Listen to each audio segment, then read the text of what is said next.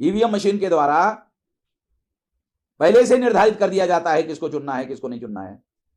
EVM machine के द्वारा party को टारगेट किया जा सकता है, इंडिविजुअल को टारगेट किया जा सकता है और टारगेट करके चुनाव में जितवाया और हरवाया जा सकता है।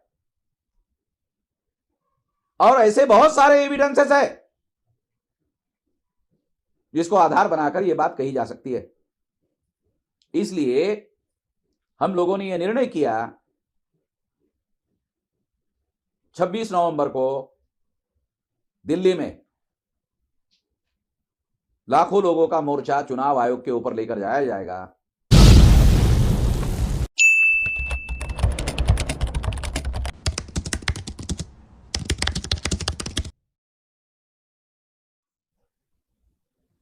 साथियों,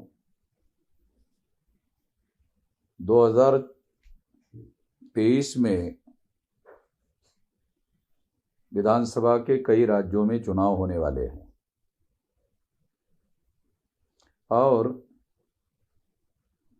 2024 में लोकसभा के चुनाव होने वाले हैं।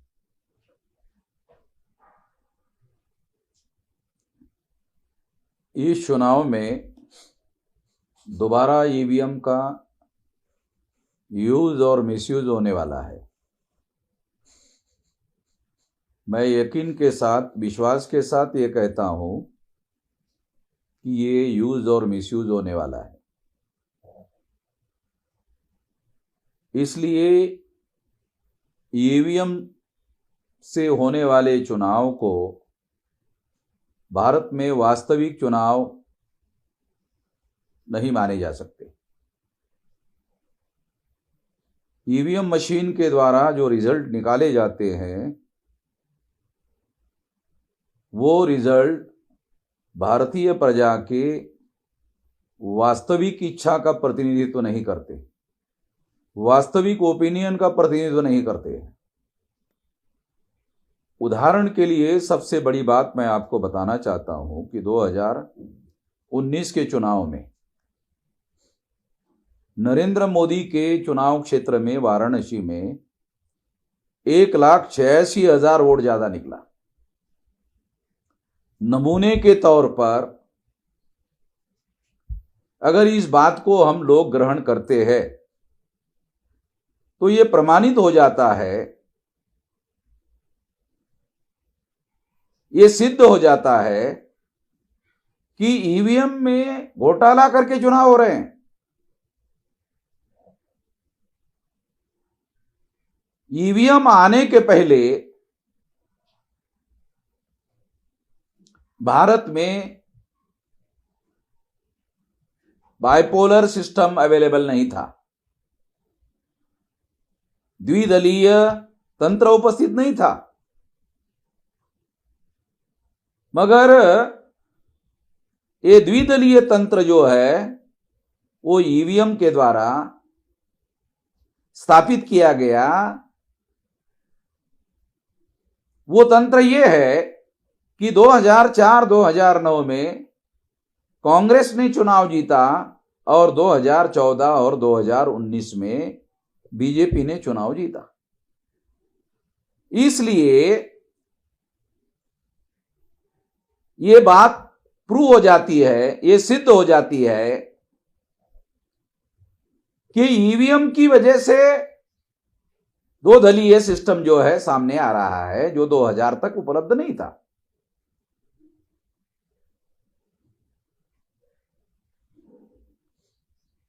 ये जो दोनों पार्टियां हैं, ये दोनों पार्टियां ये मनुवादी पार्टियां हैं और ये जो मनुवादी पार्टियां हैं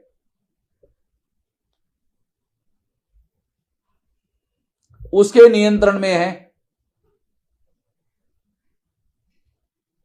ये मनुवादी लोगों के नियंत्रण में ये पार्टियां चल रही है, उन्हीं के लोगों के द्वारा ये बनाई हुई पार्टियां हैं।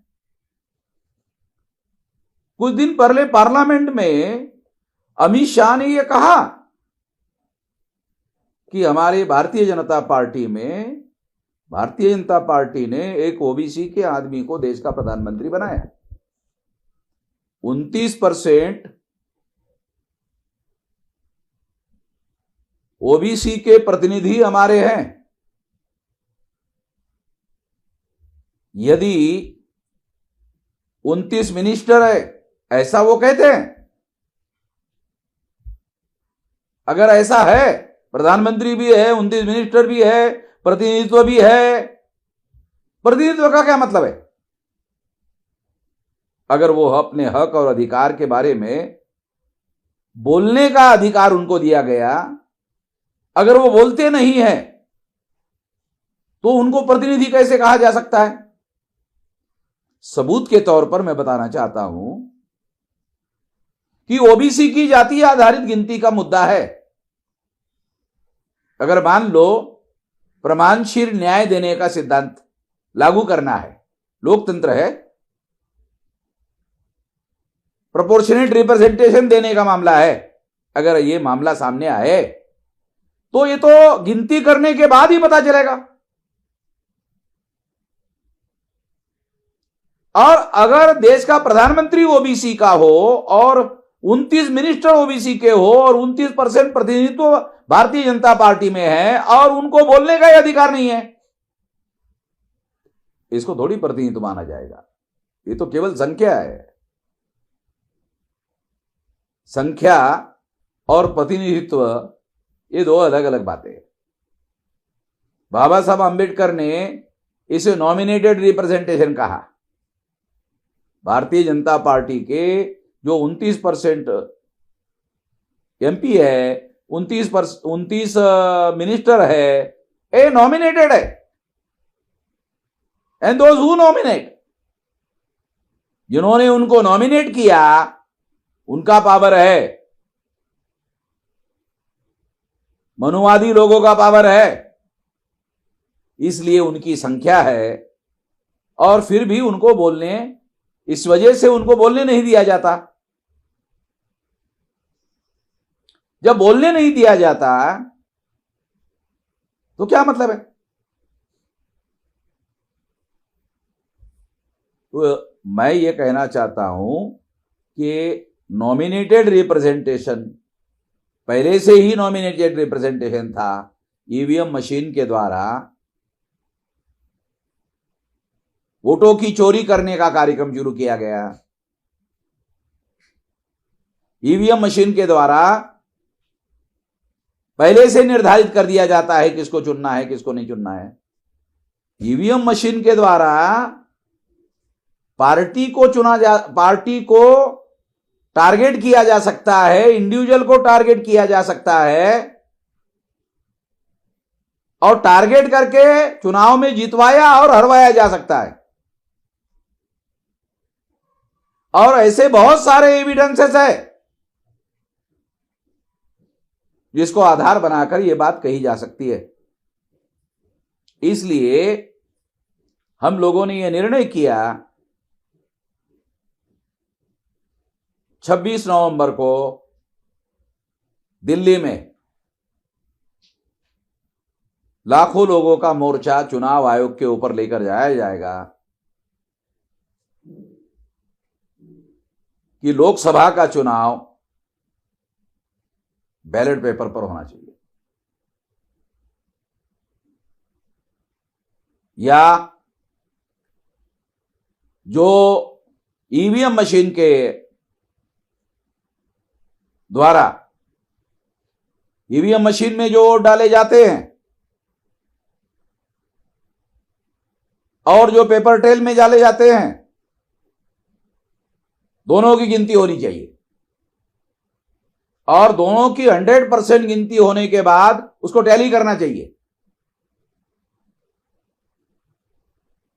जब तक ऐसा नहीं होता तब तक ये वास्तविक चुनाव नहीं माने जा सकते। इसलिए हम इसके विरोध में हैं और इसका विरोध करने के लिए लाखों की संख्या में लोग सारे देश भर से, मैं देश भर के लोगों को, सारे देश के लोगों को, 32 स्टेट के, 567 स्टेट के और जो नए जिले तैयार हो रहे हैं, दिसंबर तक हम लोग 729 जिलों में हमारे संगठन का जाल तैयार कर रहे हैं, उसमें से सारे देश भर के लोग जो है वो उसके विरोध में आंदोलन करने के लिए दिल्ली में लाखों की संख्या में आए और चुनाव आयोग के ऊपर हमें ये मोर्चा लेकर जाना है। मैं तमाम भारत के लोगों को अनुरोध करना चाहता हूं और खास तौर पर SC ST OBC minority कुनबी Maratha लोगों को अपील करना चाहता हूं कि वो सारे लोग जो है दिल्ली में चुनाव आयोग के ऊपर मोर्चा निकालने में लाखों की संख्या में सहभागी हो। इतना ही मैं कहना चाहता हूं। धन्यवाद।